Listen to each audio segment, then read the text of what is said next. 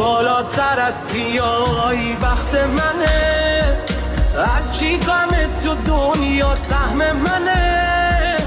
من گذشتم از جوونیم واسه تو، هرچی هم سرم بیاد عبد منه.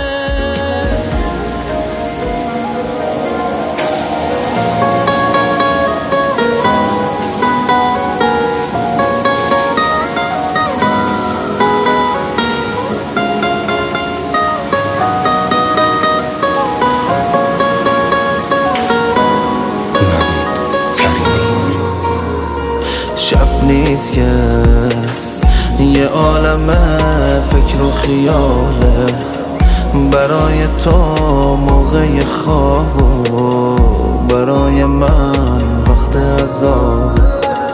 هر بلایی بود خدا سرم آورد، این جوون تو اوج جوونی مرد. از زمین و آسمونمش میخورد، کاش یه دارویی بود این خاطراتو از یاد من میبرد.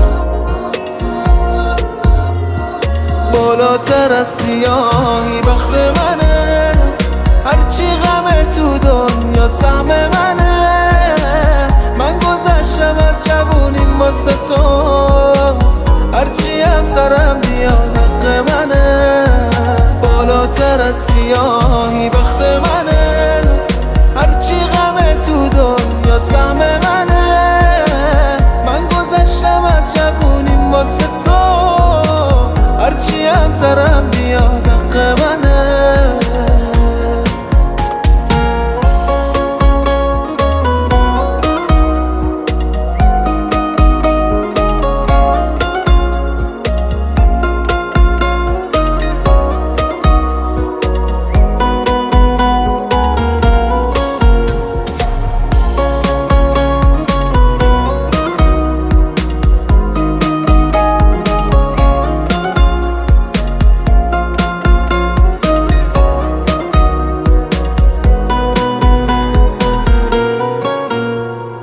هر چه قدم بدی کنی به من، دشمن ثابت نمی کنم.